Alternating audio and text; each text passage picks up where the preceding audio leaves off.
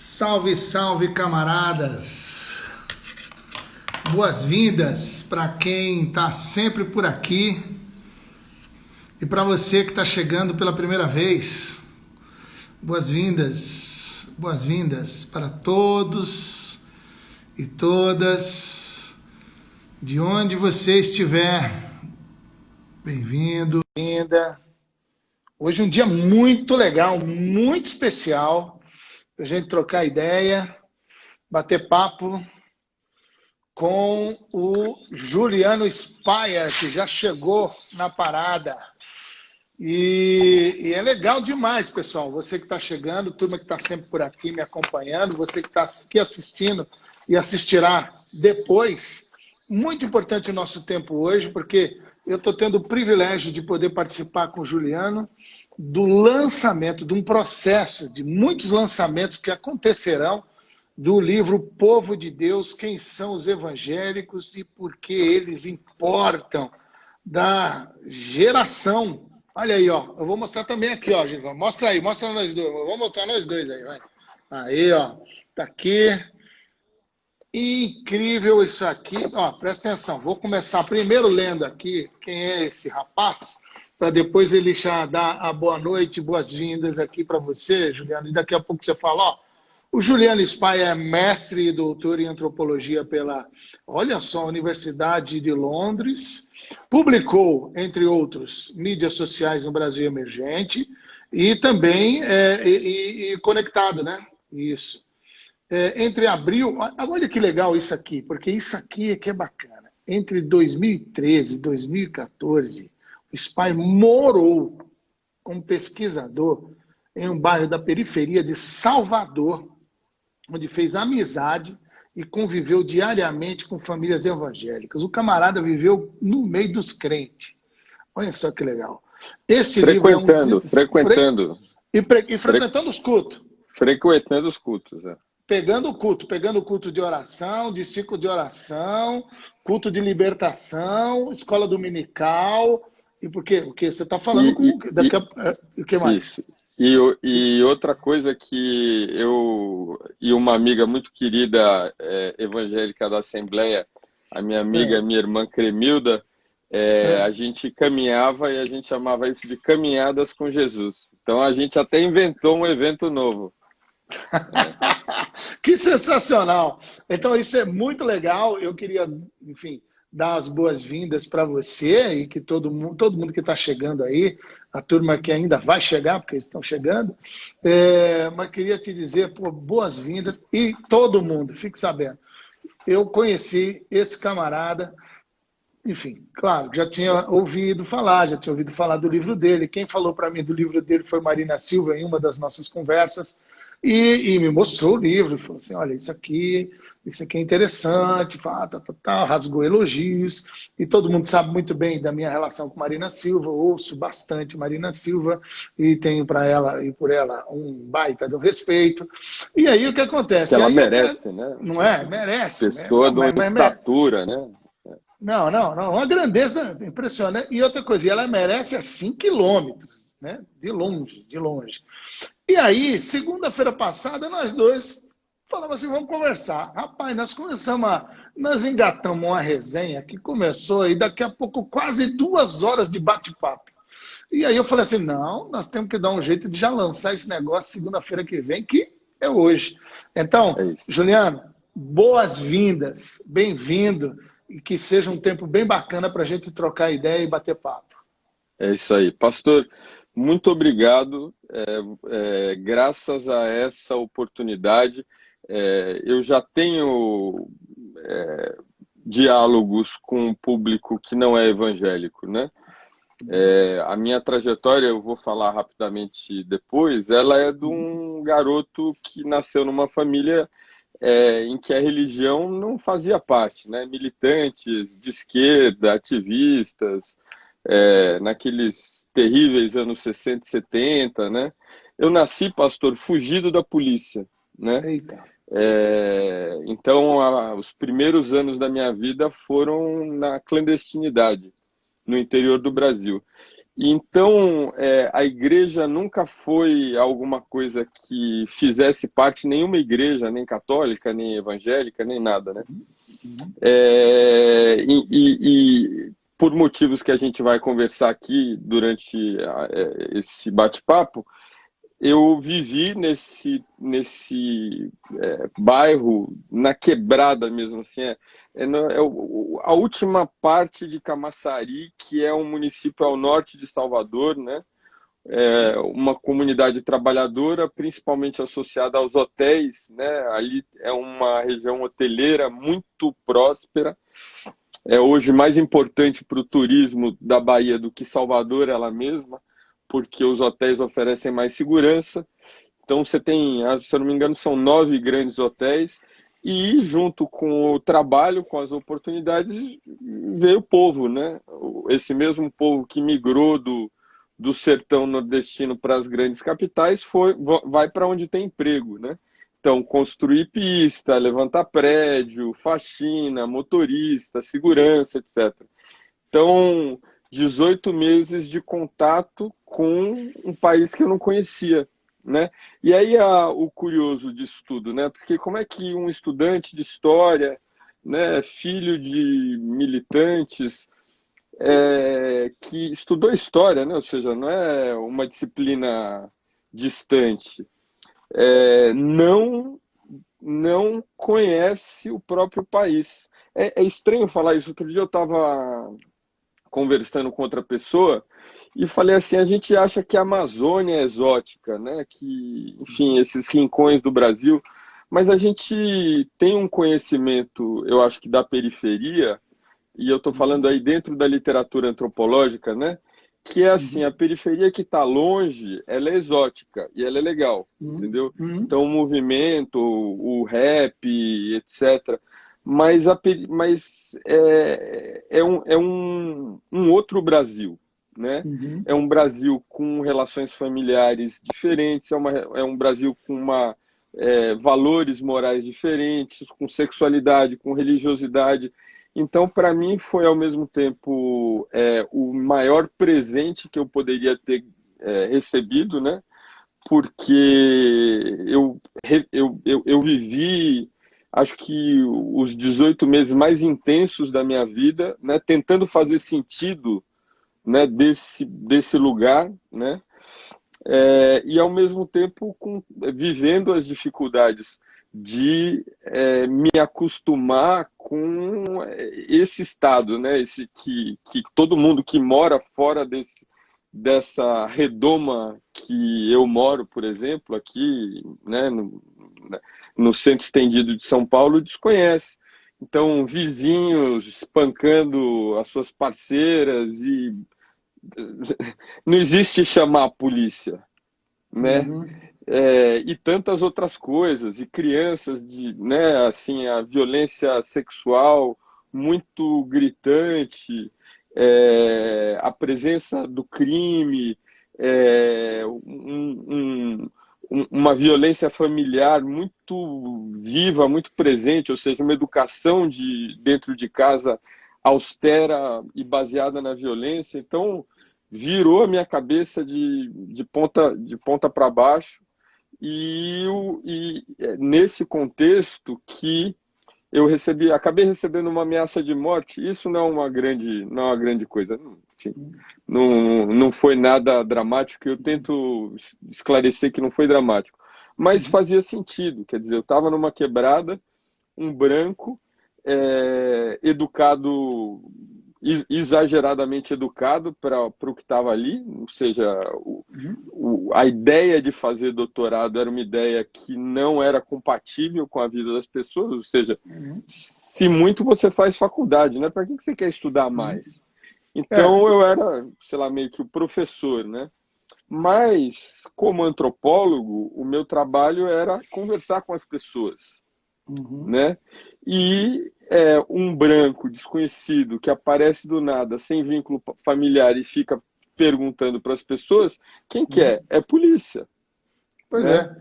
É suspeito. E é um cara suspeito. Isso acabou chegando em função de algumas relações de amizade que eu vinha construindo, me deixou incômodo, óbvio, né? Mas ao mesmo tempo me deu essa oportunidade. Eu conversei com o orientador e ele falou: olha, vamos. Porque a minha tendência como estudante de história, né, era estar ali, estar nas invasões de terra e, né, futucando e querendo saber e querendo entender e fazendo perguntas, né, de quem é isso daqui, quem tá, quais são, né, assim, uma visão meio que até jornalística, num certo sentido. Na hora que isso aconteceu, o meu orientador falou: olha, você vai fazer tudo aquilo que não for chamar esse tipo de atenção para você. E eu já estava convivendo há algum tempo com algumas pessoas que eram evangélicos e eu estava muito surpreso, né? Surpreso com a inteligência, né? E com a saúde emocional e saúde física dessas pessoas.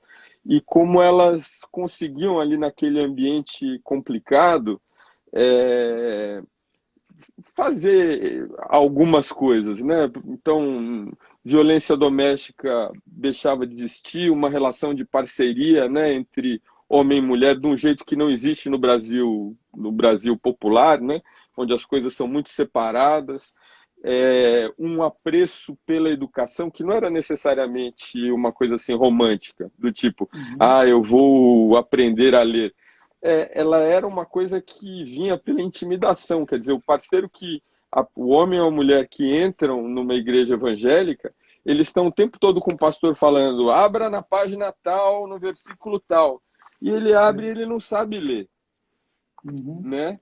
Então, por constrangimento, é na igreja que ele aprende, que tem a Assembleia, pelo menos eu me lembro que tinha, né, um curso de educação para adultos.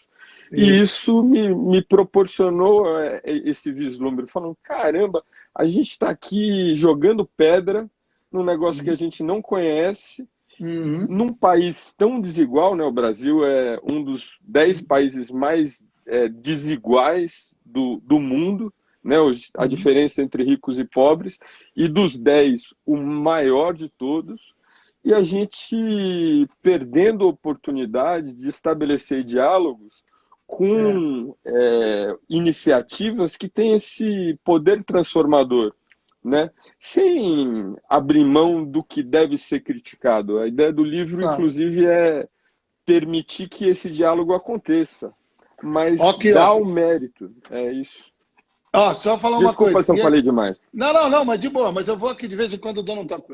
Tem muita gente que está chegando agora, muitos pastores, camaradas, amigos, Esther Carrenho, o pastor André Saldiba, e outros pastores e pastoras que estão chegando agora, que já me conhecem um pouco, e também tem o público da academia que conhece você. E o pessoal que não conhece você é importante. Esse camarada aqui é o autor, Juliano Spaia, desse livro aqui, que começa o processo de lançamento aqui, com a gente, isso, que é maravilhoso. Teremos vários lançamentos. Aliás, vocês, pastores, pastoras, líderes, por favor, é importante e necessário que vocês conheçam o Juliano e conheçam a obra do Juliano e conversem com ele e provoquem essas conversas, esses bate-papos. Eu passei com ele, eu fiquei sabendo disso com um bate-papo que eu tive com Marina, numa das conversas que eu tive com ela aí, a gente sempre conversa semanalmente. Ela me falou do livro e conversamos segunda-feira passada, quase 2 horas. Agora, Juliano está se informando. 18 meses na perifa da Bahia, de Salvador. Sabe o quê? Pegando culto a livre, passeando com os crentes, pegando culto de oração, culto de escola dominical, culto de libertação, culto do manto, do reteté. Agora, preste atenção numa coisa. É importante, Juliano, coisa que eu ainda não tinha dito a você, inclusive agora eu estou tomando um cafezinho na xícara de minha mamãe. Minha mamãe já está com Jesus, Dona Carmélia, crente da Assembleia de Deus, do ciclo de oração, professora foi metalúrgica e veio para ser do lar com o meu pai, José Corrêa de Araújo, metalúrgico também, diácono da Assembleia de Deus, os dois cantando no coral da Assembleia de Deus de Santo André. E foi assim que vivi. E é interessante também saber essas raízes, né? Eu sou filho de alagoano, ou seja, de União dos Palmares, Serra da Barriga, terra de Zumbi e de Dandara, da Resistência dos Palmares. E sou filho de Dona Carmélia, pernambucana, de Serra Talhada, terra de Lampião, Resistência do Cangaço. E eu vim nascer no Grande ABC, aqui. Então, eu estou trazendo tudo isso, porque isso aí a gente não tinha conversado ainda. Mas, Para pastor, trazer... isso daí, isso é o óbvio, assim, o Brasil a gente teve na nossa conversa, né? Tem um antropólogo chamado Gilberto Velho, ele faleceu há pouco tempo, faleceu precocemente, e ele é o antropólogo que no Brasil fala sobre as cidades, né? A antropologia, ela nasceu como uma disciplina irmã da sociologia, a sociologia estudando as sociedades complexas, né? Essas sociedades com Estado, diferenciação de classes, etc. E a antropologia, os povos, sei lá, simples, né? A sociedade simples e tal. Mas isso não existe há 50 anos, né? Há 50 anos que as duas disciplinas se misturaram e o antropólogo trabalha nas cidades, e o sociólogo trabalha onde ele quiser também, ou ela. Então, o Gilberto Velho fala que o fenômeno mais importante social do Brasil no século XX é o processo de migração do sertanejo do Nordeste para as cidades. Ele inventa um país novo. Pastor, acho que a gente não tem noção, né? Se vamos pegar aí uma noção que o cristão acompanha. Tem 2000 anos que Jesus esteve na Terra, né? 2000 anos. Faz 50 anos, ou seja, uma pequena fração disso, quase nada, né? Desses 2000 anos, que o Brasil era 70% rural. Isso. O Brasil tinha um pouquinho de gente nas cidades e era um país que produzia, era um país, uma recém-independente colônia, né? Isso não estou falando do século XIX, isso eu estou falando de 1950, né? Então tem 60 anos agora. E ele fala desse momento inaugural do país, porque é quando aparece a periferia, é quando você começa a ver o fenômeno do cristianismo evangélico, que não por acaso principalmente dentro do ramo pentecostal, ele existe tão fortemente nesse espaço urbano. Você tem o crime organizado, ou seja, muito do que é hoje o dia a dia do noticiário surge com esse Brasil dessas pessoas geralmente muito pobres, pobres no sentido material, não pobres no sentido espiritual, muito pelo contrário, né? Assim, um Brasil muito religioso e que chega desprendido dessas raízes para trabalhar aqui, como todo mundo conhece, deve ter sido o caso da sua família. Ninguém sai de casa porque quer, né? Ninguém se expõe a uma migração desse tipo achando que vai ser bonito, ou bacana, ou interessante, né? Ou seja, para habitar esse espaço bastante longe dos centros da cidade, sem infraestrutura de esgoto, às vezes sem transporte, sem escola e, principalmente, nesse caso, sem igreja.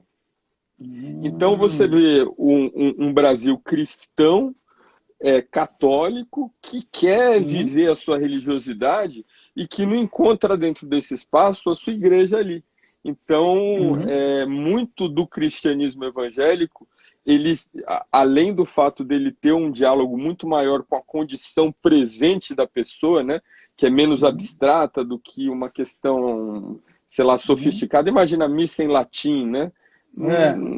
É uma coisa distante. E quem já frequentou um culto evangélico sabe o quanto ele fala de hoje, né? Do seu sofrimento, da sua felicidade, da sua família, das suas dificuldades, e que enfim, passa de um momento em que é minoritário por 5% e explode nos últimos 40 anos e se torna hoje um terço do Brasil.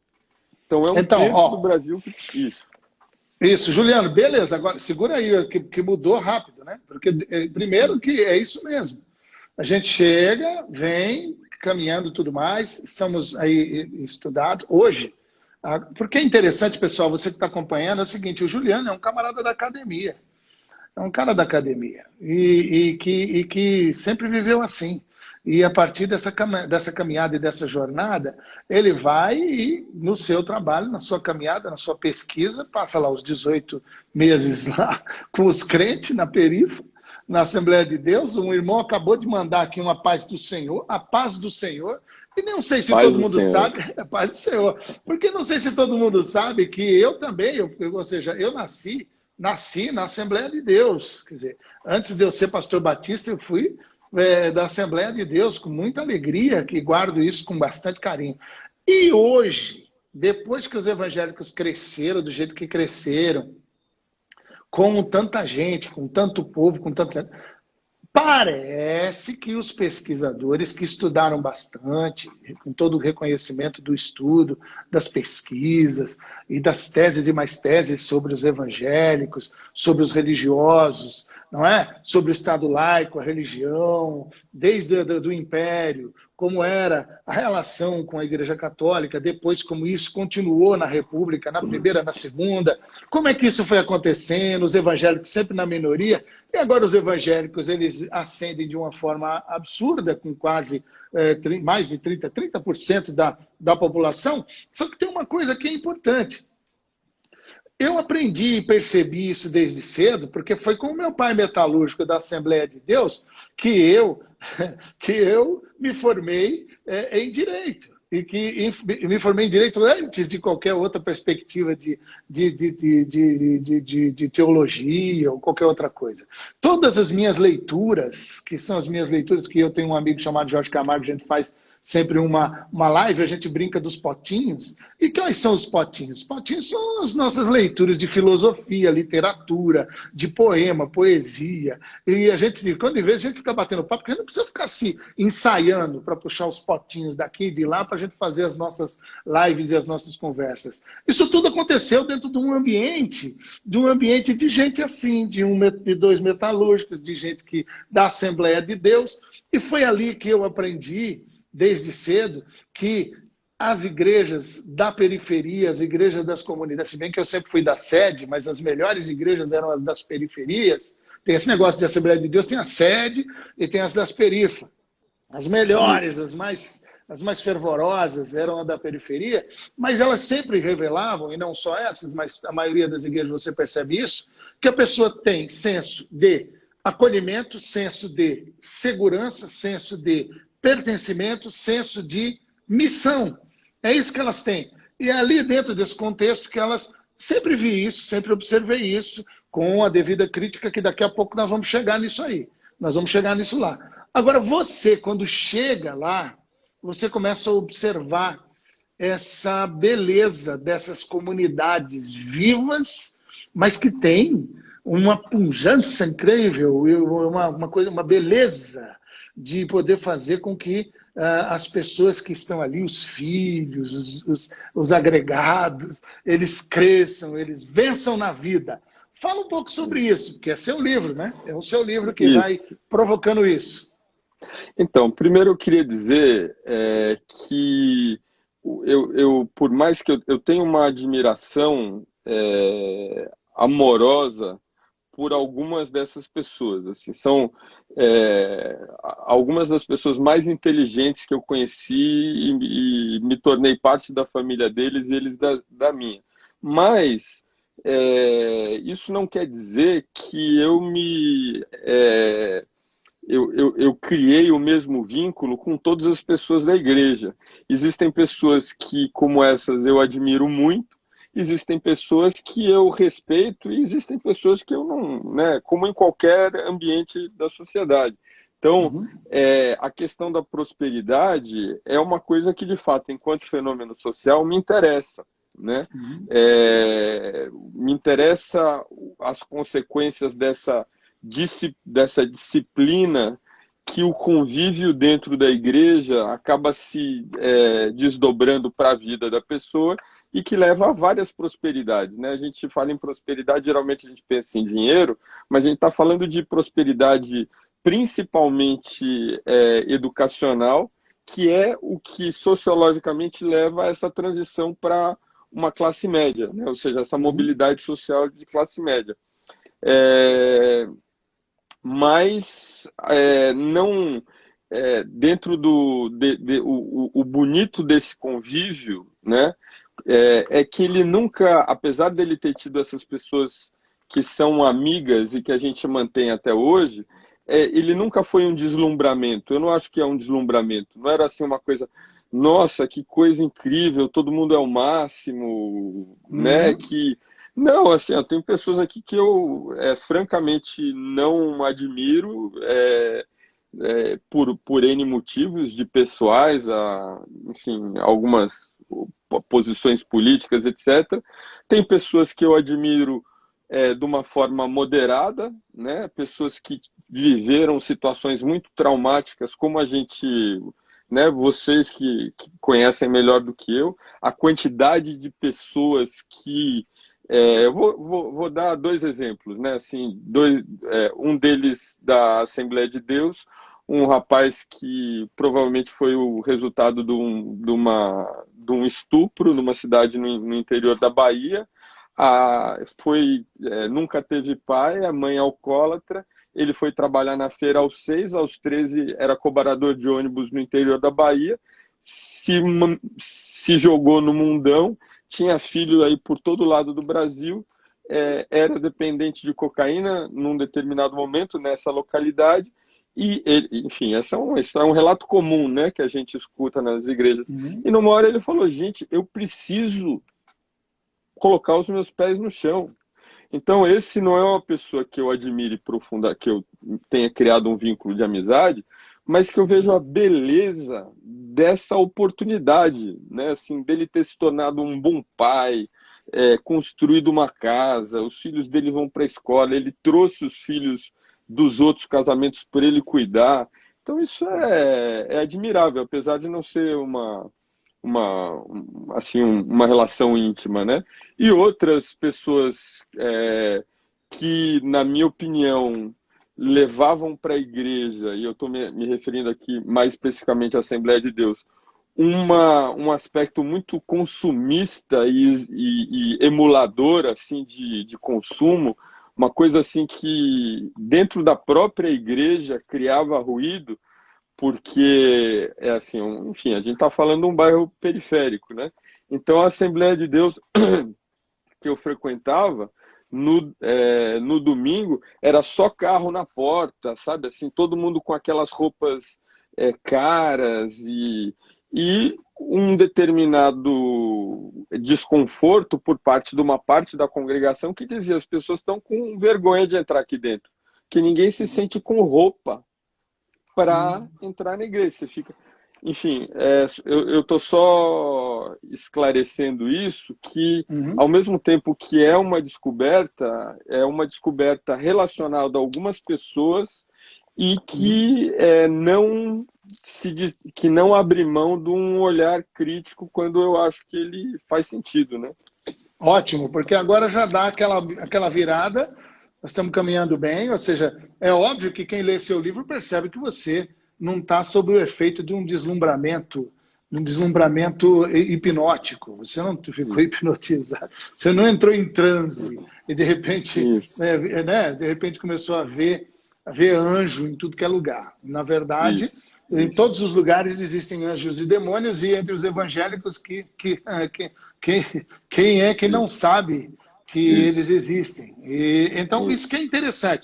Agora, eu queria que a gente começasse exatamente nisso, ou seja, a gente já está começando a nos conduzir a isso aí. Existe, sim, um aspecto importante que merece o aspecto crítico, mas que nós vamos seguir nesse caminho. Ou seja, ao mesmo tempo, reconhecendo a beleza, a importância, e também começando a perceber, fazendo a crítica, mas de repente começando a criticar alguns críticos. Então, uma coisa que eu acho que é importante a gente começar a puxar por aí, porque hoje em dia a questão da pauta identitária, das pautas identitárias e dos movimentos que lutam com isso, pelas pautas identitárias, eles de alguma forma são muito preconceituosos com os evangélicos da periferia.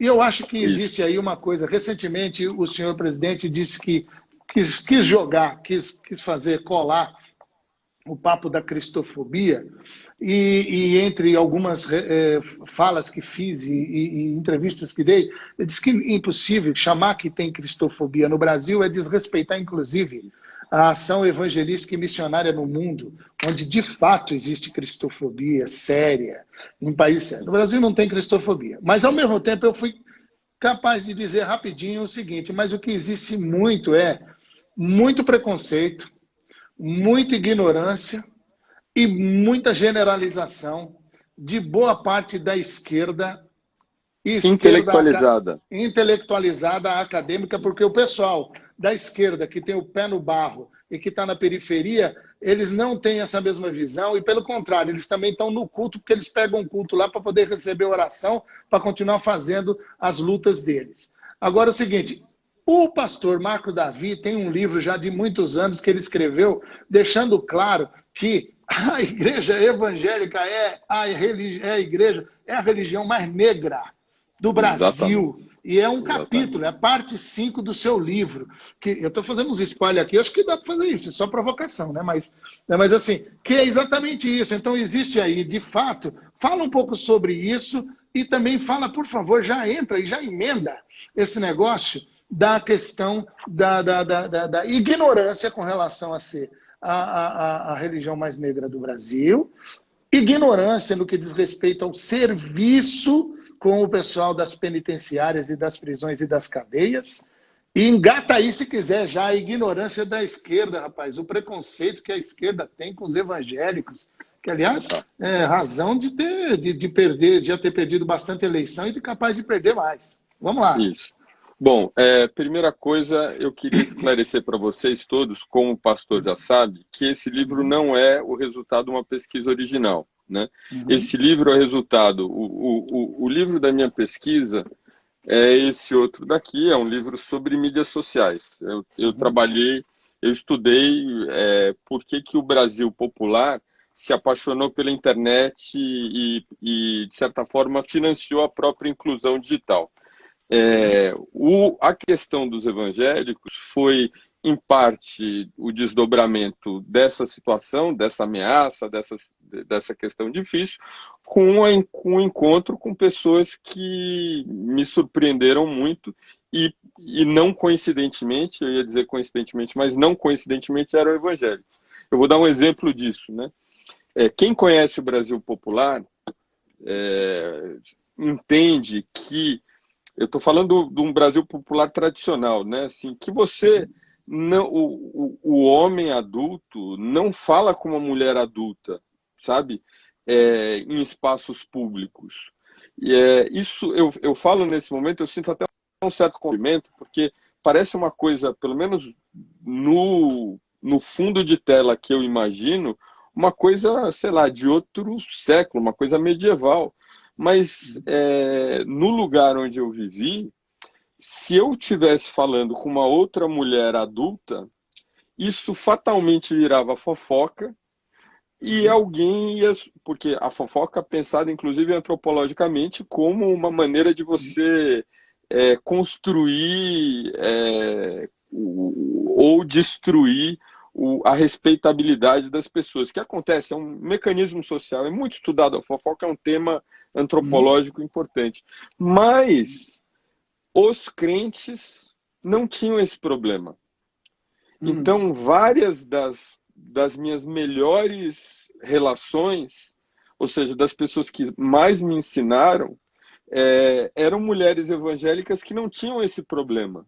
Né? Não tinham o problema de conversar com outro homem adulto. Então, a princípio, foi a percepção dessa mudança que se dá em muitos níveis que me levou a esse esforço, né, de reunir o trabalho de outros pesquisadores. Então, esse é um livro quase que uma compilação de outros estudos sobre o cristianismo evangélico, e que mostra como, no campo da academia, isso é um pouco curioso, né? A literatura, pastor, pelo menos, ela está completamente atualizada com o que a gente pensa.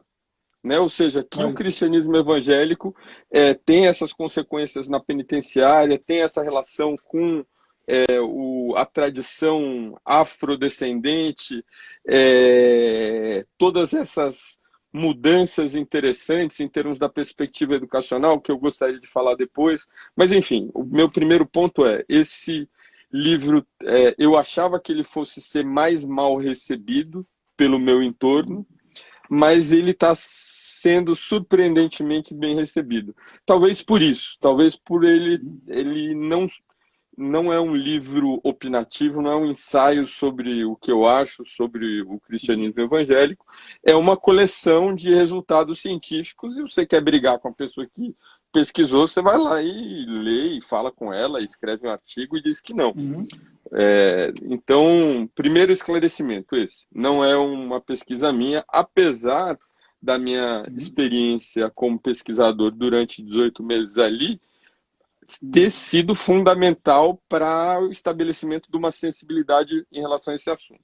Então, primeira coisa. Okay. Sobre progressistas, né, sobre esquerda e preconceito, o que eu tenho falado, eu tenho visto, pastor, com frequência, uma tentativa, eu acho que bem intencionada, mas equivocada, de buscar o evangélico progressista que pense como a pessoa de classe média progressista, na questão da pauta de valores morais, né?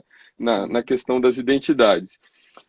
E a minha conclusão, que eu tenho dito sobre isso, olha, se você espera que um assembleiano, ou, enfim, alguém de qualquer uma das igrejas, principalmente dentro da tradição pentecostal ou neopentecostal, mas não só, seja a favor do casamento, para mostrar que é progressista, seja a favor do casamento gay, da legalização das drogas ou da legalização do aborto, esquece, porque você vai estar falando com evangélicos da classe média, sabe? É uma fantasia e isso não é o evangélico, isso é o brasileiro popular, né? O brasileiro tem uma responsabilidade em relação ao pai e à mãe, né? Um respeito, uma adoração quase, principalmente a figura materna, mas a paterna também, uma religiosidade particular.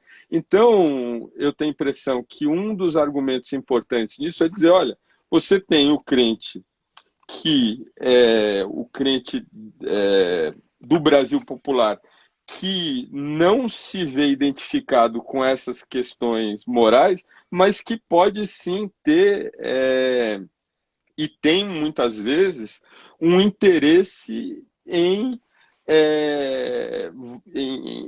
nas pautas que são interessantes para o resto do país, ou seja, combate à corrupção, combate à escravidão, combate à violência urbana, combate ao racismo, sabe?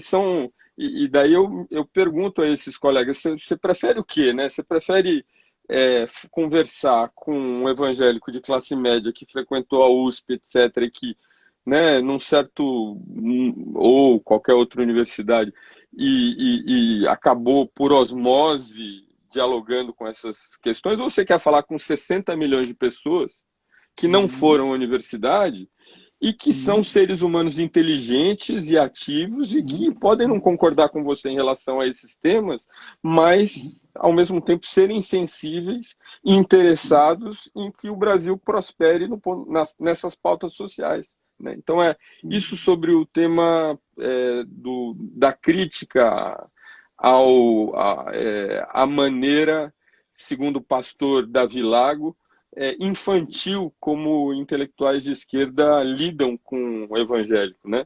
Então, no começo do livro eu falo, bom, quem sabe a diferença de um assembleiano para um adventista? E existe muita diferença. Mas você carimba todo mundo como evangélico e pronto, acabou a história. E você, às vezes, até numa boa intenção de fazer uma crítica justa a uma posição homofóbica, etc., acaba atingindo uma população que não necessariamente ou muitas vezes não teria a mesma postura, né? Então, isso sobre a crítica às pessoas do meu meio, que, como eu também, não estou querendo parecer melhor do que elas, né? Elas não tiveram essa oportunidade de ver esse milagre acontecendo, né? Eu uso palavras religiosas porque eu acho bonito. Eu acho bonito que alguém, dentro de um lugar onde a escola pública é um lugar muito difícil, né? Porque vem professores de fora que não têm vínculo com a comunidade, que às vezes tratam mal o aluno como eu vi tratando mal. Com todo respeito a esses professores, são batalhadores também, mas eu vi é um lugar tenso, sabe? Não é um lugar de verdades, o branco no preto. É um lugar disputado, é um lugar político. Então você vê ali o diretor da escola falando, esse aqui é na frente dos meninos, né? Aqui, ó, tá com 15 anos e não sabe ler, né? Ou seja, esse tipo de desrespeito que um professor local não teria, né? E você observar que dentro do círculo evangélico esse tipo de percepção muda e você tem um pai e um filho mais interessados nesse fenômeno de letramento. Hoje eu recebi um áudio de um amigo querido que não é evangélico, mas que é desse mesmo bairro, que me falou isso. É curioso que ele é casado com uma evangélica da Igreja Batista, né? Mas ele não se converteu e, ao mesmo tempo, é uma pessoa que sempre teve uma certa resistência ao tema. E ele falou, Juca, ele me chama pelo apelido, né? Ele falou, Juca, eu nunca tinha pensado nisso. Onde que estariam os jovens se eles não estivessem na Igreja Batista? Né? O que eles estariam fazendo? Porque essa é uma grande reclamação, né? Ou seja, você tem a escola durante metade do dia e você tem metade do dia que quem tem pai e mãe trabalhando ou não tem um ou outro, né? Você não tem absolutamente nenhuma. Quem conhece essa realidade sabe disso, sabe? Você fica na rua encontrando o que fazer, né? Como disse um amigo meu muito próximo que viveu nesse meio, um dia ele falou para o pai dele, pai, se você não quer ser meu pai, o traficante quer, né? E então a igreja é uma alternativa no sentido de educação musical, no sentido de muitas outras educações, inclusive uma educação moral que não é necessariamente preconceituosa, não precisa ser e muitas vezes não é. Sobre a questão da religião negra, né, da relação do cristianismo com a tradição, as tradições religiosas africanas, isso não é exclusivo do Brasil. Na verdade, pastor, segundo o historiador que eu cito, é um historiador e teólogo, ele é protestante também, chama Alec Ryrie, e é um intelectual importante que escreveu um livro recentemente sobre a história do protestantismo. Ele conta, e eu confirmei isso numa enciclopédia do cristianismo que eu cito no livro, que a única tradição, o único ramo, olha a dimensão disso que eu vou dizer, o único ramo do cristianismo fundado por pessoas de origem africana, né, afrodescendentes, é o pentecostalismo. Olha. Ou seja, você tem 2000 anos de igreja e porque é um fenômeno estudado, né? Ou seja, era uma igreja na periferia, abandonada, na periferia de Los Angeles, que foi ocupada por esses missionários batistas, se eu não me engano, do sul dos Estados Unidos, trazendo essa tradição, né, do sul dos Estados Unidos, que inventam num lugar de convívio, né? Olha que coisa especial, para mim é especial, né? Ou seja, quem conhece um pouco os Estados Unidos sabe o quanto a questão racial é diferente, né? Ou seja, tem essa ideia de que se você tem uma gota de sangue negro, você é negro, né? Então, uma experiência de uma igreja abandonada na periferia de uma grande cidade, num espaço de uma convivência interracial comum, normal, que não é normal para os Estados Unidos, se torna o principal fenômeno religioso do século XX. influenciando inclusive o protestantismo histórico, né, batistas, etc., influenciando o catolicismo dentro desse reavivamento carismático, né, que a gente observa fazendo muito sucesso não só no Brasil, em outros lugares.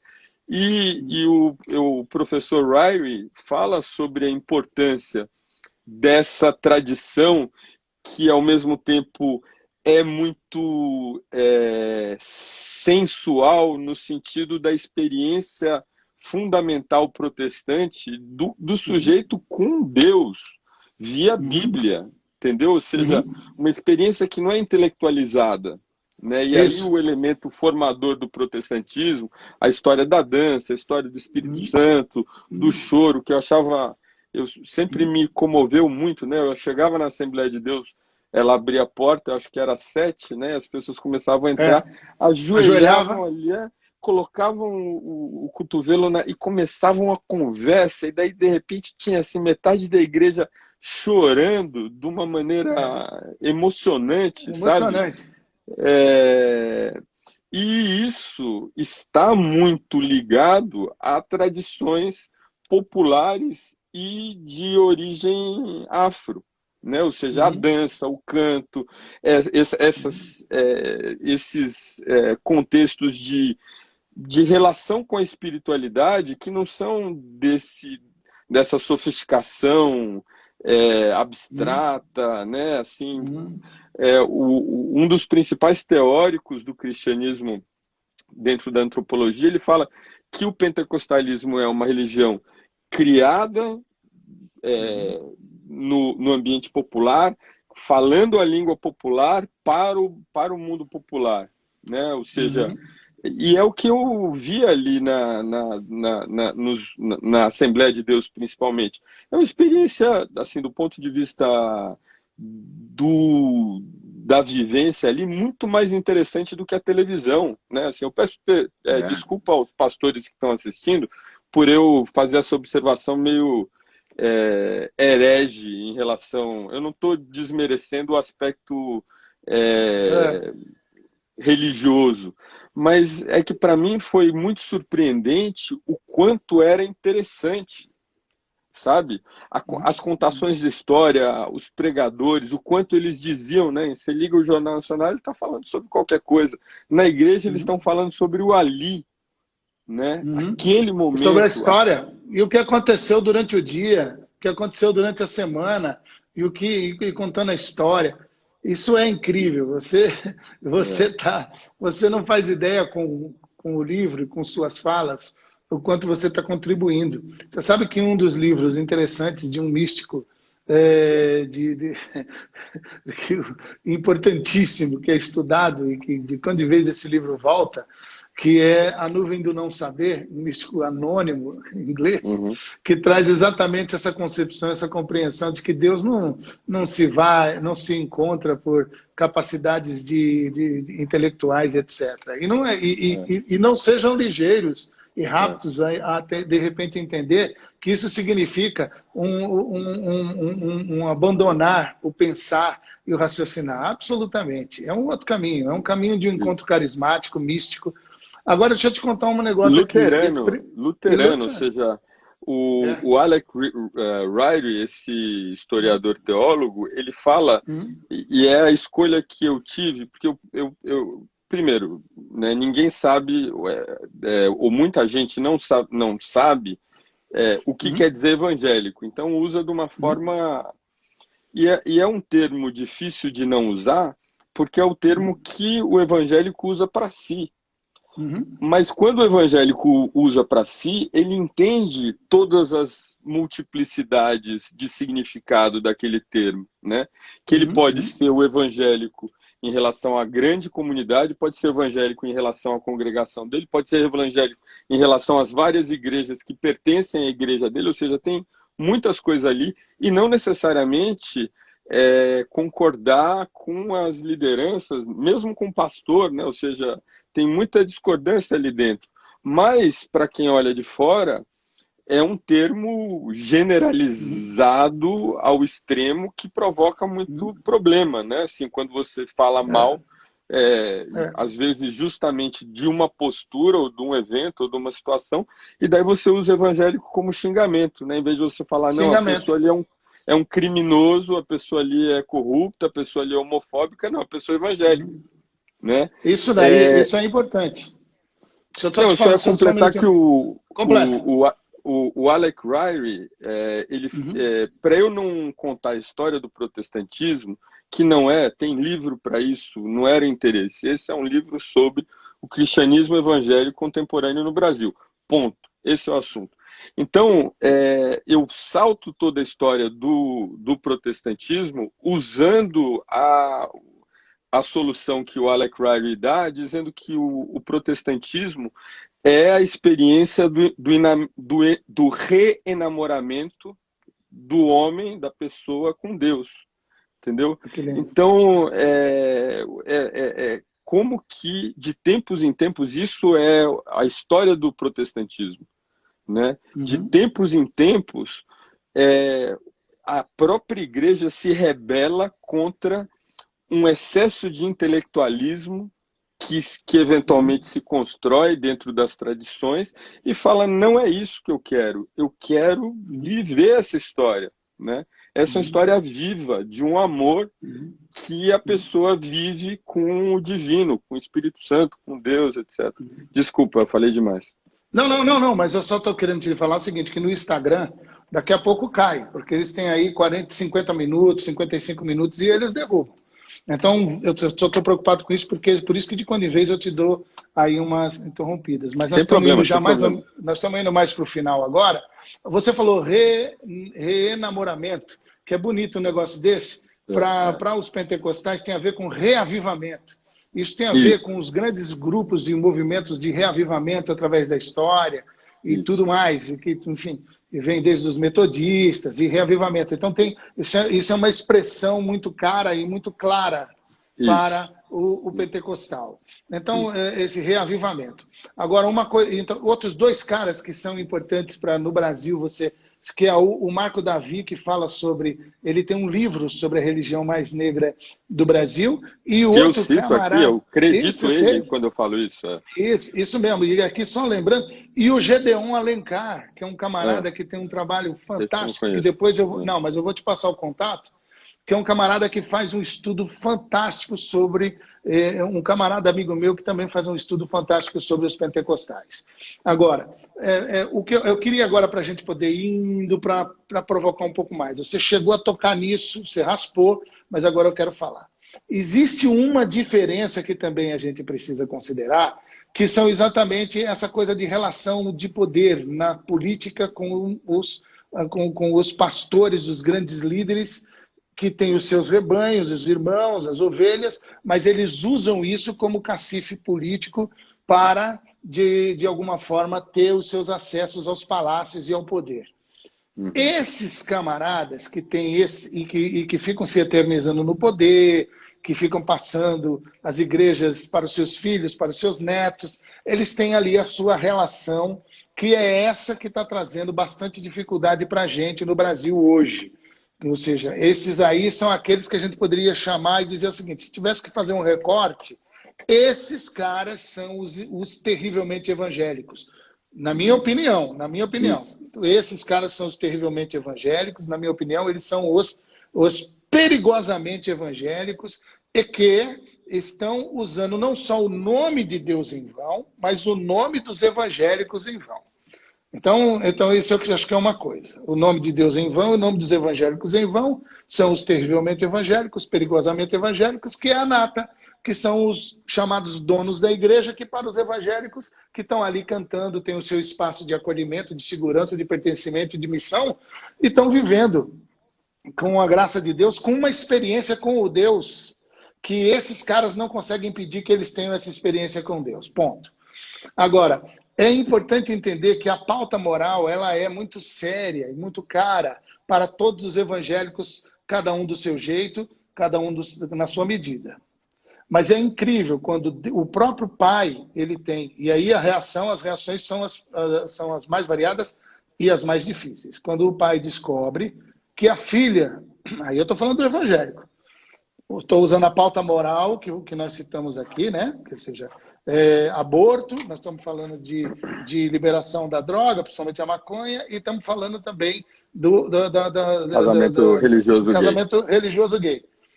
Quando o líder evangélico descobre, ou de alguma forma percebe que a filha engravidou, existe um trauma absurdo dentro da própria Não é o realidade. líder evangélico, é o brasileiro popular. Né? Assim, essa é a história do Brasil popular. É. O Brasil popular, entre o Brasil popular que está o evangélico junto, boa, gostei disso. O Brasil popular que tem o evangélico junto, boa. Que tem ali, quando descobre que a filha engravidou, ele tem um choque absurdo. E a maioria das vezes a filha é que vai sofrer as consequências desse choque. Quando descobre que o neto, exatamente, o neto. E quando descobre que o filho começou a dar um tapa, ou acender um baseadinho, ou fumar uma maconha, é o menino que vai sofrer essas consequências e, de repente, vai terminar jogando esse menino no colo do traficante. E o pior disso é quando, de repente, descobre, por algum motivo, ou o menino não aguenta mais, ou a menina não aguenta mais, e ela se manifesta como gay. Pronto. Aí, meu amigo, perdeu no Brasil popular, mas dentro desse Brasil, o que está contido, muitos evangélicos com a pauta moral sofre isso na carne, ou seja, tem que cortar na carne. Ou seja, se esse povo que corta na carne por causa da pauta moral, eles também sofrem com isso, porque eles acreditam nisso, tem a ver com a maneira da maioria ver a sua maneira de adorar a Deus, de honrar a Deus e não querer pecar. Então, isso mereceria uma crítica mais respeitosa e mais analítica de todo mundo. Fala um pouco sobre isso aí, por favor. Tá, quanto tempo eu tenho? Vamos aí, eu acho que a gente tem mais uns 5 minutos aí, mas vai. Antes de cair, tá. Então, primeiro, instrumentalização da fé. É um câncer dentro do país que precisa, como na nossa conversa, você me ensinou, precisa ser atacado pelas instituições democráticas da forma mais rigorosa dentro da lei, né? Ou seja, a utilização desses recursos em benefício próprio, utilizando como técnica, muitas vezes, técnicas de propaganda sofisticadas, esse valor místico da própria igreja, né? Um grande problema, um assunto, eu acho que todo o evangélico se sente sensibilizado e envergonhado por esse tipo de fenômeno existir também. Envergonhado porque ele acaba sendo atacado por questões que não são dele. Então, da maneira como eu entendo hoje, para a gente conseguir fazer essa crítica, a gente precisa separar a religiosidade da igreja, da congregação. Ou seja, a religiosidade, ela é a experiência que a pessoa tem com o divino, e pronto. E ela pode ser da Umbanda, ela pode ser do Candomblé, ela pode ser espírita, ela pode ser o que ela quiser, né? E isso deve ser respeitado, porque é para isso que existe o Estado laico. Então, ponto 1, né? A igreja que se torna essa organização que vive em função dela própria e não em função do seu propósito cristão, né? Observando aí Jesus como enfim, esse grande transformador, né? Por exemplo, eu acho incrível, né? Uma pessoa que ganhou o respeito do mundo. Eu vi outro dia um monge budista chamando Jesus do Buda do Ocidente, né? Então ele ganha esse tipo de respeito por isso, né? Por ele pregar o amor. E não existe crítica a quem prega o amor, né? Você vai falar o quê, né, dessa pessoa? Isso mesmo. Então, nesse sentido, a religiosidade é isso. A igreja, ela pode ser esse lugar que eventualmente se transforma num núcleo envenenado pelo poder, né? E a congregação, ela é diferente disso tudo porque ela é esse lugar de comunidade onde as pessoas se encontram, se ajudam, quando falta uma compra porque alguém está desempregado, ou arruma um emprego, ou leva o mercado, conversa quando tem desavença no casal, etc. Então, para pensar essa questão, a gente precisa separar esses espaços, né? Como sendo espaço. O sujeito pode ser um crente da Igreja Universal e não precisa concordar com o Bispo Macedo, né? Ele pode olhar para aquilo e falar, olha, eu discordo do que, né, desse caminho, mas esse é o meu espaço sagrado e eu posso até ter uma relação de respeito com essa pessoa pelo que ela fez e discordar dela também, como eu via na Assembleia, né? Em geral, você tem muito essa imagem do crente como uma pessoa radicalizada, né, que não consegue, ao contrário, a igreja, todo mundo que vive uma igreja evangélica sabe o quanto aquilo dali é um pavio de conversa e como aquilo é politizado no sentido mais amplo, né? Ou seja, tudo é discutido, a palavra é importante, as negociações, né? Quem que está no poder, quem é chamado para falar, quem não é, etc., né? A questão da mulher. E eu queria fazer um contraponto para terminar, assim, a gente fala muito da bancada, né? E eu dedico uma série de capítulos à questão da penitenciária. Citando o trabalho de um sociólogo americano chamado Andrew Johnson, que fez a loucura, como alguns sociólogos e antropólogos fazem, de ir para dentro da penitenciária para vivenciar aquilo, né? Que uma coisa é você viver de longe, outra coisa é você ir cara a cara, né? E ele usa como item de comparação a luta pelos direitos civis nos Estados Unidos, que foi que é fundamentalmente nascida dentro das igrejas protestantes, tem como líder maior o pastor, né, Martin Luther King Jr., e que consegue pôr abaixo, imagina, né? 13%, nos Estados Unidos são 13% de afrodescendentes, por abaixo o estado mais poderoso do mundo e destruir a lei de segregação racial, ou seja, você não tem mais ônibus com espaço para branco e para preto, você não tem banheiro para branco e para preto. Eles conseguiram fazer isso. E a princípio, isso soa. Outro dia, uma pessoa com quem eu estava falando, isso é um clichê, né? Mas o que o Andrew Johnson fala, comparando com o que acontece nas penitenciárias do Brasil, primeiro, é um fenômeno importante que aconteça nas penitenciárias, não porque ele é evangélico, porque as pessoas se transformam por múltiplos motivos. A questão é que a presença crente, né, evangélica dentro da igreja é desproporcional em relação a outras religiões. Então a pergunta dele é por que essa religião? E daí ele usa esse exemplo da experiência norte-americana na luta pelos direitos civis, falando que por que esse renascimento dá ao sujeito uma oportunidade de amar a si próprio e de respeitar a si próprio, né? Então esse é um fenômeno que eu vi, pastor, eu vou só amarrar falando isso. Chegou no final da minha experiência, com 4 meses para ir embora, e eu estava numa sala conversando com várias pessoas, algumas delas amigas próximas, outras nem tanto, e de repente eu fiquei sabendo que todo mundo ali tinha passado pela prisão. Olha, né? E assim, a minha surpresa não era que eles tinham passado pela prisão, é que não dava nada a entender, ou seja, não eram pessoas brutalizadas, rancorosas, agressivas, ao contrário, batalhadoras, bons pais, inteligentes. Eu falei, gente, mas como que isso acontece, sabe? E é isso que eu digo no começo do livro. Eu vou fazer um livro que é abertamente que explicitamente fala de uma forma simpática ao cristianismo evangélico, porque eu acho que existe muito disso que merece uma atenção que a gente não deu ainda, justamente para fazer a crítica pertinente a ele, né? Que é essa questão da instrumentalização da fé.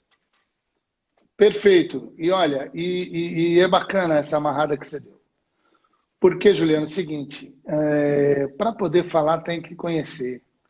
Então tem que ter essa postura mesmo. E é bacana, porque o que dá mais legitimidade para a gente poder estar falando, mais propriedade e peso na fala, é quando a gente reconhece a beleza desses grupos e dessas igrejas. Aí sim, a gente pode fazer a crítica, pode fazer a abordagem, vamos dizer assim, mais cirúrgica, mais confrontadora, mas sempre respeitosa, a partir de um lugar onde a pessoa sabe, não, peraí, nós conhecemos e reconhecemos a beleza dessa gente. Então eu acho que isso, além de tudo, é bonito, é acadêmico, é politicamente correto, mas é também honesto. É honesto intelectualmente. Há uma honestidade intelectual com esse movimento e eu quero lhe dar os parabéns. Porque há uma honestidade intelectual nessa abordagem. E isso é incrível, isso é fantástico, isso é maravilhoso.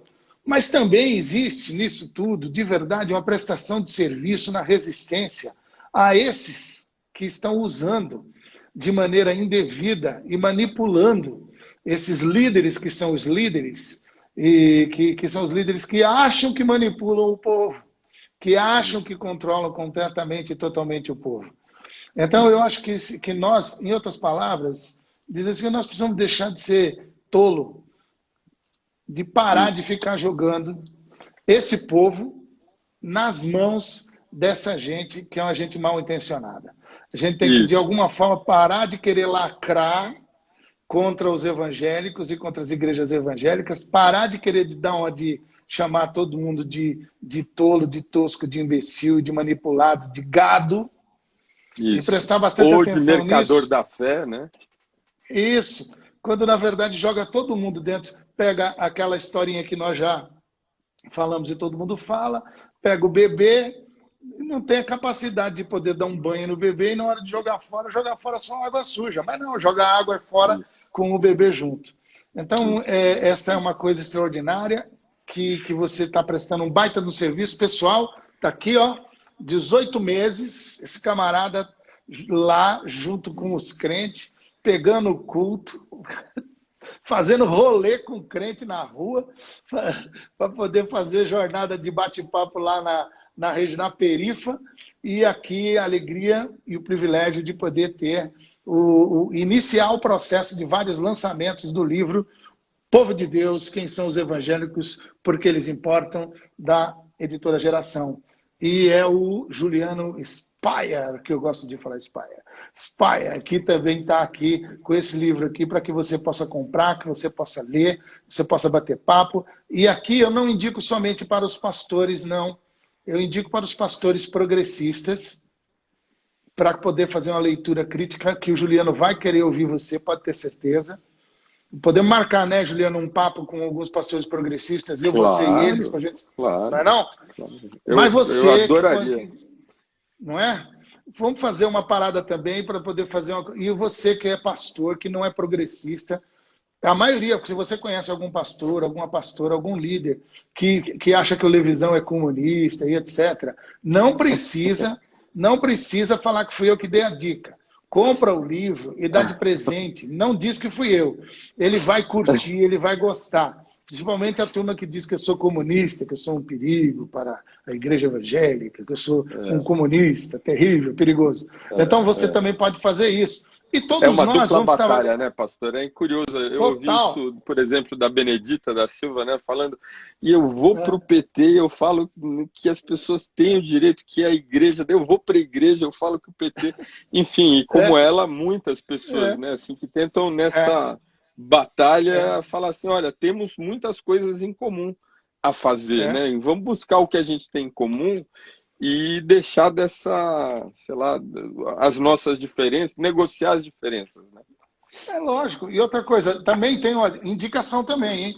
A turma da esquerda que curte Caetano Veloso, O camarada faz o Como prefácio. eu, Então como é o eu, como seguinte, eu também. como eu também, pelo amor de Deus, Caetano Veloso é uma bênção de Deus. Os louvores Uma dele, a benção. maioria dos louvores de Caetano enche É, meu coração de alegria. Então é o é. seguinte, você que é da esquerda, que é ateu, que é agnóstico, ou que é muito pelo contrário, lê esse livro aqui, isso vai ajudar bastante se você está de fato interessado em acabar com as forças nazifascistas que se levantaram no Brasil. Leia isso aqui, isso vai ajudar bastante a gente a ficar, de repente, mais próximos, mais unidos no que diz respeito a lutar contra as forças do mal. Porque lutar contra a força do mal é o que o crente mais faz. E quando ele percebe que tem malignidade em uma pessoa, em algum grupo, ele se levanta de uma maneira tão bonita e tão fervorosa, você não faz ideia. Então, E não se só o fizer. crente, né? Assim, uma coisa É, interessante é como muitos dos maiores humanistas da história não eram religiosos, né? Ou pronto. seja, pessoas que dedicaram a vida à paz. E a gente vê, aliás, bom, Uhum, recentemente eu acho que quem está escutando sabe, né? Acho que a última uhum. pessoa a ser agraciada com o Prêmio Nobel da Paz é um pastor pentecostal africano, né? Sim, sim. Mas, ao mesmo tempo, você tem esse amor pela humanidade que, no limite da palavra, é um amor, enfim, como amor cristão, né? É, Então, é. tem uma série de pessoas na luta do bem também, que, Uhum, independente do rótulo que ela coloque, está ali junto, uhum. interessado em transformar, ou católica, ou budista, ou vegetariano, ou, É, enfim, não importa, contanto que a gente é, consiga esse milagre da convivência, né? Que eu é acho isso que é o aí. que o Cristo fala o tempo todo, né? Em relação ao É, samaritano, por exemplo, né? Não são isso. aqueles de longe, é o diferente que me acolhe, né? Sensacional. Pessoal, vocês estão percebendo aí que o Juliano já virou pastor, né? O cara já está pregando e já virou um pastorzão. Não é não? Quem Fantástico, me dera. fantástico. Então, e é isso aí. E essa verdade do Evangelho de Jesus é um negócio tão bonito e tão extraordinário que vai, seja você palmeirense, corintiano, São Paulino, seja você flamenguista, vascaíno, seja lá você, quem você for, não importa se você está realmente no jogo da vida, Isso. jogando pela vida, torcendo pela vida, torcendo pela vida e jogando contra todas as manifestações de morte e antivida, nós estamos todo mundo junto, mano. Nós estamos todo mundo Isso. junto na torcida. Vamos fazer ola junto, vamos ensaiar os gritos de guerra juntos e vamos cantar juntos e vamos torcer junto quando um fizer o gol. Então eu acho que é um baita de um golaço esse seu aqui, viu, Juliano? Termino falando meio Brasileirão Futebol. Tu sabe que eu sou corintiano, viu, Juliano? Não sei se tu. Eu sou Eu, corintiano, maloqueiro sofredor. Tu é o quê?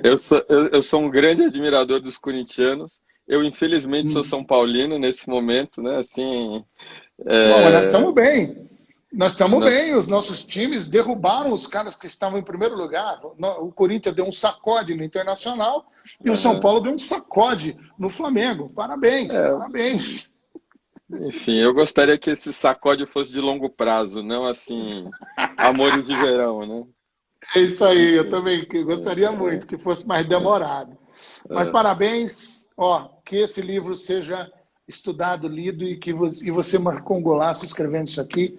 E eu estou muito contente que a gente começou um papo, uma conversa. Espero que isso aí se desenrole numa amizade e em outras construções para o bem do nosso país, o nosso bem, né, o bem da sociedade. Suas Pô, últimas palavras aí.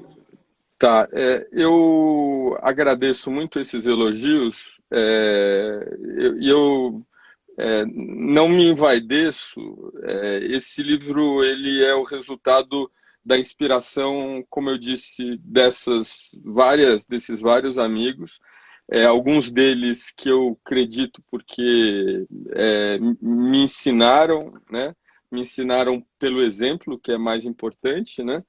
E da inspiração que assim, eu sou eu não quero parecer aqui Uhum, uma pessoa modesta ou falsamente modesta, uhum, mas desse uhum. trabalho bonito que tantos pastores, pastoras e evangélicos em geral fazem dentro do seu ambiente, com toda a dignidade, o direito à sua religiosidade, né? Esse livro acho que é mais um reflexo do trabalho deles do que da minha contribuição, inclusive porque eu não faço parte da igreja e fui aceito mesmo assim, né, como um curioso ali dentro. Então, esse livro eu acho que ele é o resultado desses exemplos de pastores, pastoras e crentes anônimos que fazem coisas bonitas por suas famílias, por elas mesmas e pelas comunidades delas. Sensacional. Então, valeu. Ó, vamos fazer outras, hein? Nós temos muita conversa. Só nesse papo Vamos. nosso aqui, o que surgiu de pauta aí, hoje mesmo eu estava batendo um papo, tive uma live pela manhã, às 15 horas, com um psicanalista que está aqui acompanhando a gente, o Edu Silva, e eu falei com ele assim, cara, os nossos bate-papos terminam sendo um papo com que surge aí uma pancada de pauta só no mesmo papo. Aqui também é a mesma coisa. Vamos ver se a gente faz outros papos e outras conversas, tá bom? Faremos. Eu peço assim a sua audiência que me convide, porque eu tenho todo o interesse em falar com a comunidade evangélica do Brasil. Os intelectuais já estão ouvindo, falando, e eu respeito e gosto, mas eu tenho mais dificuldade porque não é o meu meio chegar ao leitor evangélico e tenho todo o interesse em conduzir esse diálogo. Vamos junto, vamos conversar muito ainda. Abraço grande. Muito bom. Bom descanso. Obrigado, pastor. Hein? Obrigado. Obrigado. Tchau, Até tchau. amanhã, gente. Abraço. Valeu, boa noite. Tchau. Boa noite.